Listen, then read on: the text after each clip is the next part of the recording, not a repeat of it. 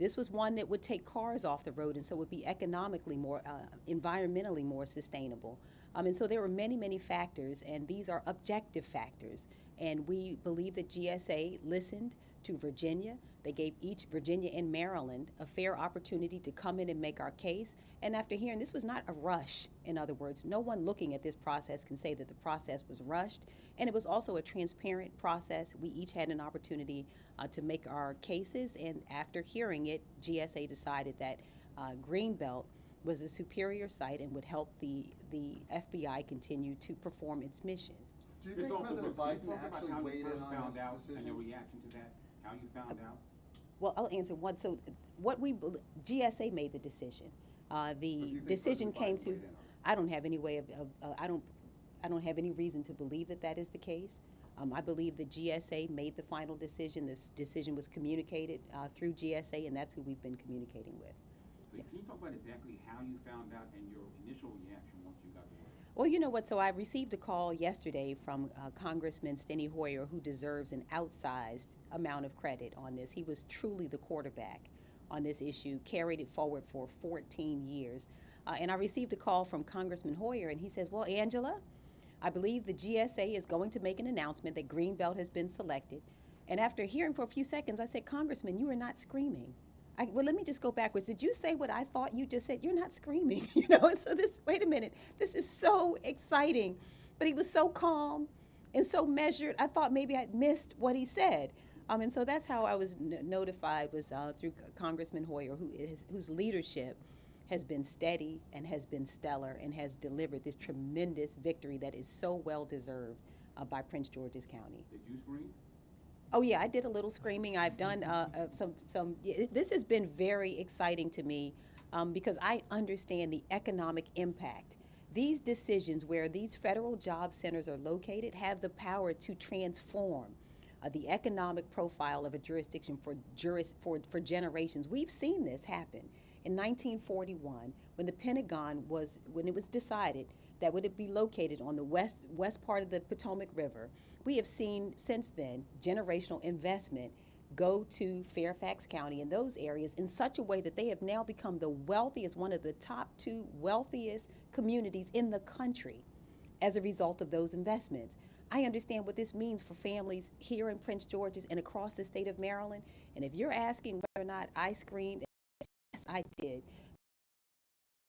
Families here and all across our state and across the region be able to have the same kind of prosperity that we have seen come about as a result of these investments in areas like Fairfax County and in Virginia. County Executive, in some ways with these developments this morning, with the director's letter, statement from Jerry Connolly saying that the GSA had shamelessly caved to political pressure, his words, not mine. Ball seems to be on the 5-yard line here, not quite in the end zone. There was a motion by some House Republicans last night, again, to derail this. What is ahead of you right now as far as the fight to make sure this happens? Even Director Wray said in this email, this is now in Congress's hands. Do you feel this is over? Well, I think the decision has been made. I think the decision should be honored. GSA has made the decision. They were tasked with the responsibility for making the decision about the best site. And, you know, the value of this decision, I think that the opposition that you have heard to it, I think reinforces for me how valuable this is for all of our communities. And this is a valuable one for Prince George's County and for the state of Maryland. We recognize that. But the decision has been made. We're moving forward and believe that GSA's decision should be honored. Yeah, I understand you're saying the decision has been made. Yes. But what is ahead of you to make sure the decision happens? Because Congress now is going to have a say in this. What's left to do? Well, there's a lot left to do. You know, there's the funding portion of it that has to happen. Our delegation and others will continue to work to make sure that the funding is made available for this to happen.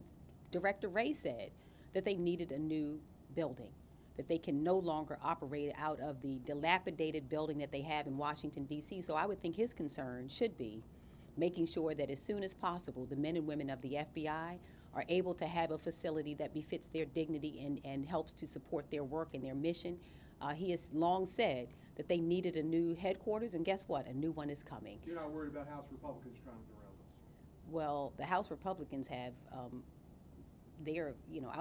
I'll tell you this. I'm focused on Maryland. I'm focused on Prince George's County, delivering what we can to the families who are here. Again, not only job opportunities, but we are seeing now the value of this for the entire state, for sectors. This will attract to Prince George's County companies that will come here that support the mission of the FBI in technology, in cybersecurity, and we have a solid foundation here to support it, including the University of Maryland College Park, Bowie State University. We see, even as far as the state is concerned, the recent designation of Baltimore as a tech hub. The federal government has made that decision as well, that will bring to us billions of dollars worth of investment. So it all ties together, again, to bring about the kind of generational wealth and opportunity that our families well deserve. And I'm just looking forward to working to make sure that that happens. Senator If King this is is holding a a press race. conference right now, and he just said, this is not over. And he's calling Director Ray's letter a bombshell. What is your response to hearing and saying that this is not over, that this is a fight that Virginia wants to continue? Well, we've been in the fight now for 14 years. We started again with 35 sites, and no one should assume that this was just given to us. We earned it. After 35 initial sites, as the competition proceeded, there were 3 final sites. And again, if Prince George's County sites were not suited to the FBI's mission, we wouldn't have gone from 35 to having 2 of the last 3 sites. So that question has already been answered. Whether or not, I'd imagine that they would never have selected a site that was not suitable to carry out the FBI's mission, and so that is still the case. So this has been a fight over all of these years. We saw former President Trump unceremoniously try to cancel it to benefit his hotel. None of these opportunities come about easily. Many of them require fight, unfortunately. Yes. Sorry, President Biden wanted equity to be a part of the criteria. And he said that he wanted the federal government to be intentional about spreading the wealth of where it located its facilities. So now that you're experiencing this pushback, I have to ask, do you feel like some of this has something to do with Prince George's County being a majority African-American county, of the stigma that is associated and attached to the county? In your heart, what do you feel like this pushback is about? I think everyone understands, like I do, how valuable these federal placements are. And again, you look at the investment, we're talking about Northern Virginia in the Fairfax area, which has already received over the last 15 years, $460 billion worth of federal dollars in investment. Prince George's County has received $120 billion, so they've received more than 3 times the amount of investment, which has allowed them to become one of the wealthiest communities in the United States of America. So people don't give over those kinds of opportunities quite easily. They're fighting for their residents, and I'm fighting for mine. I'm fighting to make sure that the people who are here and across this state have the opportunity to see the same sort of generational wealth that they have seen. And so that's what this is about, is everyone understands if this was not valuable, you wouldn't see what you're seeing today, is the pushback. Now, I do believe that the president was right about the fact that we should rebalance these opportunities across the region. And anytime you have seen the kind of steady beat of investment in one jurisdiction, which is to the west of the Beltway, and we have seen very few investments along the eastern part of it. And this is what we're doing, is rebalancing. These are we're taxpayers too. We are taxpayers too. These are federal taxpayer dollars. And what we're trying to decide is how those dollars can be used to benefit all communities. And we are taxpayers too. And so the $460 billion that went to one jurisdiction versus ours, it's time to rebalance it. And this is what we have the opportunity to have happen here. If this is a WCLT, last Do question. you have a sense as to how many jobs this could potentially generate? Thank you. And then approximately how much this is going to cost?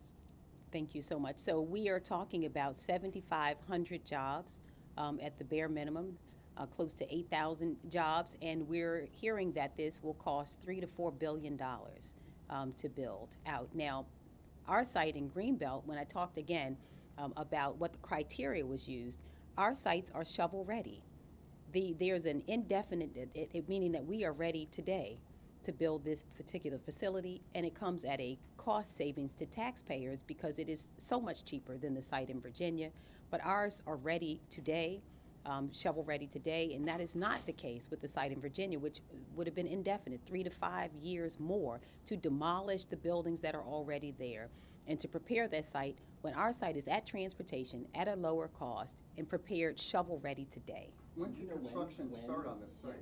when construction is gonna start, or when you hope to have the building up? I don't know when construction will start, but I know our sites are ready today. When you hear that Christopher Wray is so outspoken against this, what is your reaction? How do you feel as the Prince George's County top official here? When you hear that he is so against this, that this is in the Washington Post, it's a big story today, he doesn't want this. So what is your reaction personally to that? There are many, many men and women in the FBI, and in fact, about 40% plus of them live in Maryland. So this decision is not just about the director, but there are so many others who work in the FBI agency, and some of those individuals, I'm sure, would love to come and to work and to live in a place like Prince George's County, and many of them already call Maryland their home. So this is not the decision for just one person. At the end of it, it is what is in the best interest of the FBI to carry out its mission. Again, that decision was made over many, many years. This was more than a decades-long decision. Was not done haphazardly, was done with the input of many people, including the GSA and many others who have invested in this process. And at the end of a decades-long process, it was decided that the site at Greenbelt was the best site and most suitable site for the FBI to carry out its mission. Okay, thank you, everyone. Thank you. Do you consider this done, though? I mean, considering all the questions, do you consider this a final decision despite all the shenanigans, all the charades that are going on in Congress? There's more work to be done. I want to just also say we have a very able governor who I'm looking forward to continuing to work with. We have a federal delegation, and thank you for saying this because you give me an opportunity to say we have one of the finest delegations in the country. Senator Van Hollen, Senator Cardin, we have a governor who is well able. We have Congressman Hoyer, we have Congressman Mfume. We will continue to work to make sure that this comes in a way that benefits Maryland. I'm a part of Team Maryland, and we're up for it. But you're girding for a fight, though, still. Are you girding for a fight? We have competed, and we've won the first part of the competition, and we're really pleased about it. Thank you.